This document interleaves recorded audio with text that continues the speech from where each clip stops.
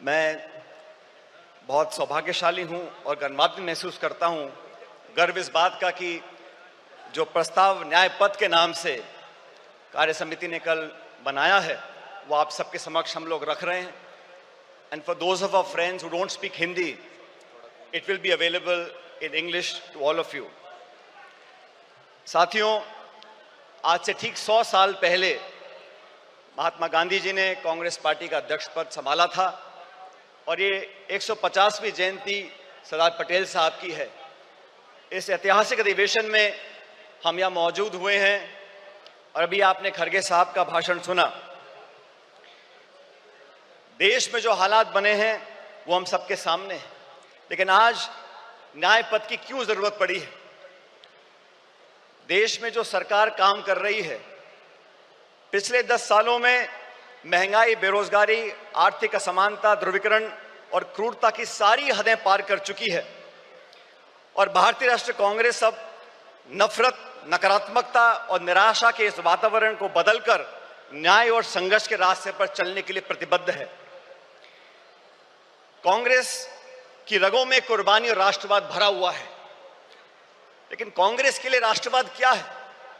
जो लोग राष्ट्रवाद की दुहाई देते हैं, राष्ट्रवाद का चोला ओढ़कर वोट बटोरने का काम करते हैं, मैं उन लोगों को बताना चाहता हूं कि कांग्रेस पार्टी का जन्म संघर्ष के लिए हुआ, देश की आजादी के लिए हुआ और कांग्रेस पार्टी के सुनहरे इतिहास में हमारे नेताओं ने जो कुर्बानियां दी हैं उसका पूरे देश और दुनिया में कोई दूसरा उदाहरण नहीं है।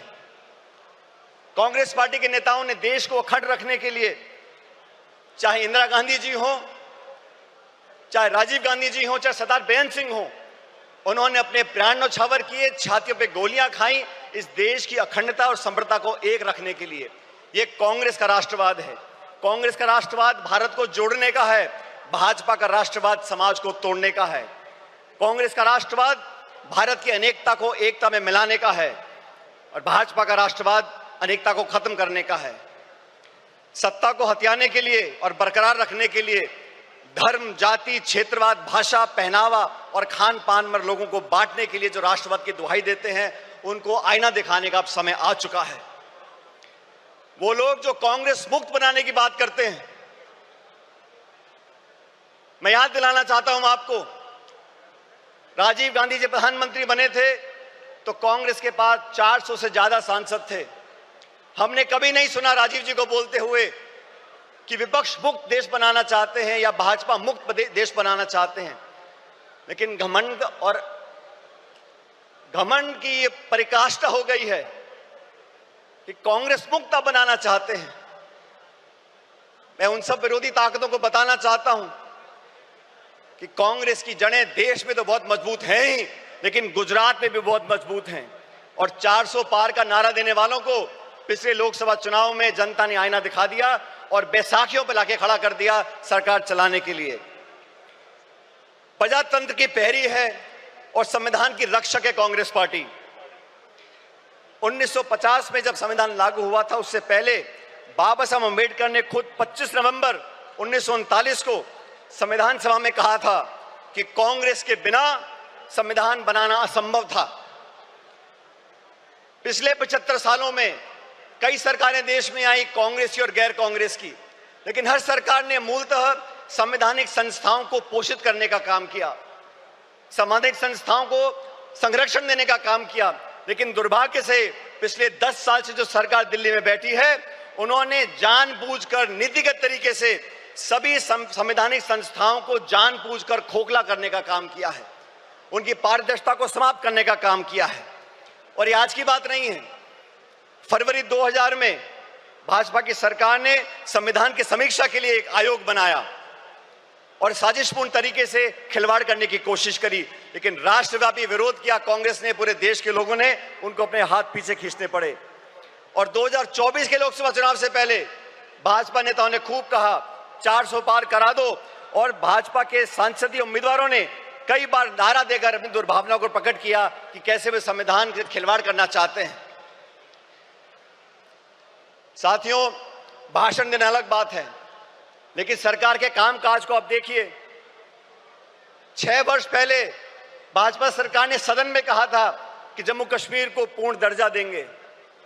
सुप्रीम कोर्ट की कॉन्स्टिट्यूशनल बेंच ने आदेशित किया कि आप जम्मू कश्मीर को पूरा दर्जा दो राज्य का, आज तक नहीं दिया। मणिपुर में क्या घट रहा हम देख रहे हैं, गृह युद्ध के हालात बने हुए हैं, बलात्कार हो रहा है, लूटपाट हो रही है, महामारी बची है, लेकिन ना तो प्रधानमंत्री जी को वहां जाने का समय है, ना उनकी इच्छा है। वो लोग जो संविधान की बात करते हैं और अपनी कार्यप्रणाली से संवैधानिक संस्थाओं का दुरुपयोग कर कर अपने राजनीतिक प्रतिद्वंदियों को आरोपी बनाने का काम करते हैं, उनका पर्दाफाश करने का समय आ गया है। कांग्रेस पार्टी ने, राहुल गांधी जी ने, खड़गे साहब ने लोकसभा चुनाव से पहले इंडिया अलायंस का गठबंधन किया। देश के सामने जो चुनौतियां थी उसका सामना करने के लिए समान दृष्टिकोण रखने वाले दलों को साथ लेकर आए थे और भविष्य में भी भाजपा सरकार को चुनौती देने के लिए संसद के अंदर और संसद के बाहर समय पड़ने पर तमाम हमारे इंडिया अलायंस के गठबंधन के साथियों के साथ हम चर्चा कर आगे बढ़ने का काम करेंगे। मैं धन्यवाद देना चाहता हूं राहुल गांधी जी का। सामाजिक न्याय की लड़ाई लड़ने का अगर रास्ता किसी ने दिखाया है तो राहुल जी ने दिखाया है। 1951 में जब सुप्रीम कोर्ट ने देश में आरक्षण को खत्म कर दिया था तो पंडित नेहरू जी की कांग्रेस सरकार थी जब वो अध्यादेश लेकर आए और संविधान में हमेशा के लिए आरक्षण का रास्ता प्रशस्त कर दिया था। वो राजीव जी ने, इंदिरा जी ने उस रास्ते को अपनाया और मुझे खुशी है कि आज खड़गे साहब और राहुल जी ने ये बीड़ा उठाया है कि सामाजिक न्याय दिलाने की जिम्मेदारी अपने कंधों पर ली है। देश में बैकलॉग है, SC, ST, OBC महिलाओं पर जो अत्याचार और हो रहे हैं, लगातार 13% की वृद्धि उसके अंदर हो रही है। देश का सद्भाव, सर्वधर्म समभाव, आज जो टकराव पैदा किया गया है, भाई को भाई से लड़ाने की जो एक साजिश रची जा रही है, उसके खिलाफ हम सब कांग्रेसजनों को साथ खड़ा होना होगा। बिना संकोच के हमें कहना होगा, जैसा सरदार पटेल ने 1948 में जयपुर के अधिवेशन में कहा था कि कांग्रेस और कांग्रेस की सरकारें इस बात के लिए प्रतिबद्ध हैं कि भारत एक सच्चा धर्मनिरपेक्ष राज्य हो। हमारी अलग अलग पृष्ठभूमियां हैं, संस्कृति है, वेशभूषा है, खाना पीना है, भाषाएं हैं, लेकिन जो लोग उत्तर दक्षिण के राग में धर्म, जाति, गोत्र के नाम पर लोगों को बांटना चाहते हैं, उन लोगों से हमको सावधान रहना पड़ेगा। भारतीय राष्ट्रीय कांग्रेस प्रतिबद्ध है कि धार्मिक, भाषाई, जातिगत व क्षेत्रीय बंटवारे की सियासत को हम आखिरी दम तक लड़ते रहेंगे। देश को ना बंटने देंगे, ना बांटने वाली ताकतों को बढ़ने देंगे।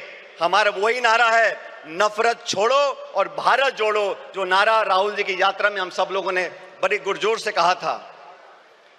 महिला अधिकार की बातें करते हैं, आदि आबादी और पूरा हक, ये कांग्रेस का संकल्प है। एनी बेसेंट से लेके सरोजिनी नायडू जी, नेली सेन गुप्ता जी, इंदिरा गांधी जी, सोनिया गांधी जी ने हमेशा महिलाओं के अधिकारों को पहली पंक्ति में लाने का काम किया है। पिछले एक दशक में महिला अत्याचार, शोषण, प्रताड़पन, अपराध इतने बढ़ गए हैं कि भारत मां की आत्मा पूर्णतः छलनी हो गई है। केंद्र की भाजपा सरकार के आदेश पर महिला पहलवान बेटियों को दिल्ली की सड़कों पर जो घसीटा गया, या मणिपुर में मां बहनों को सार्वजनिक तौर से निर्वस्त्र कर घुमाया गया, हाथरस से लेकर उन्नाव तक भारत मां के सीने पर ऐसे हजारों घाव हैं। आए दिन देश की बेटियों के बारे में भाजपा के मुख्यमंत्री, केंद्रीय मंत्री और उनसे संबंधित संस्थाएं जिस प्रकार उनके पहनावे, आचरण, चरित्र, बाहर जाने के समय उनकी स्वतंत्रता, खान पीन व निर्णय लेने की क्षमता को लेकर लगातार आपत्ति उठाते रहते हैं, उसका हमको विरोध करना पड़ेगा। ये वो सरकार है जो किसानों का विरोध करती है। मुझे फक्र है कि हम उस पार्टी के कार्यकर्ता हैं जिसने संकल्प लिया है कि हम लोग किसानों का MSP पर एक कानूनी अधिकार जनता को देंगे और 50% से ऊपर समर्थन मूल्य किसान को मिलेगा। श्वेत क्रांति, हरित क्रांति, मिनिमम सपोर्ट प्राइस, ये सब कांग्रेस की सोच का परिणाम रहा। भाजपा ने तो 3 काले कानून लेकर आए, 16 महीने तक आंदोलन हुआ, 700 किसान शहादत हो गई उनकी, और फिर जाके भाजपा को अपने हाथ पीछे खींचने पड़े।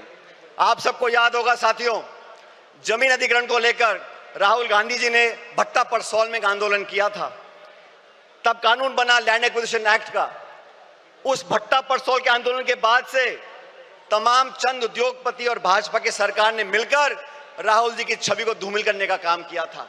और आज तक वो इस काम में लगे हुए हैं, क्योंकि गरीब की, किसान की, मजदूर की, अपेक्षित की आवाज उठाने का काम राहुल जी करते हैं, कांग्रेस पार्टी करती है। आज इस अधिवेशन से, इस प्रस्ताव के माध्यम से हम एक बार फिर किसान के प्रति अपने समर्थन को रेखांकित करना चाहते हैं।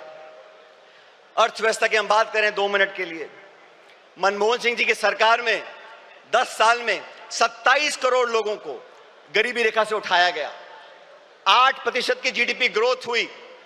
आज के जो हालात हैं, और कृपया करके गौर से सुनिए, इस देश के जो 1% सबसे अमीर लोग हैं, उनके पास देश की 40% संपत्ति है।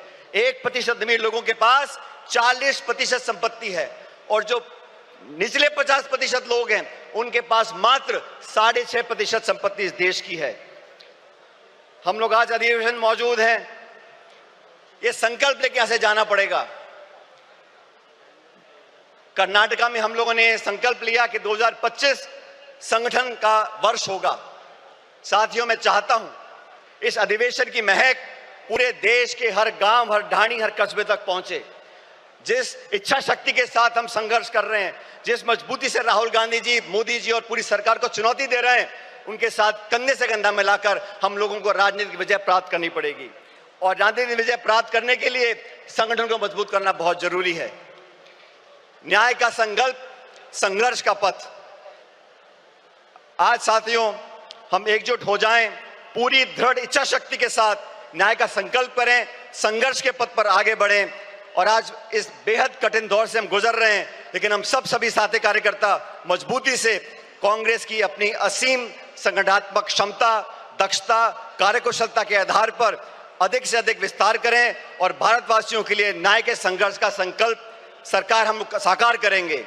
ये संघर्ष रंग लाएगा और विजय दिलाएगा। मैं अंत में दिनकर साहब की कुछ पंक्तियों को परिभाषित कर आपके बीच रखना चाहता हूं। चले संघर्ष आठों याम तुमसे, चले संघर्ष आठों याम तुमसे, करेंगे अंत तक संग्राम तुमसे। हमारे न्याय की संकल्पना साकार होगी, कांग्रेस की फिर जय जयकार होगी। बहुत बहुत धन्यवाद। जय हिंद।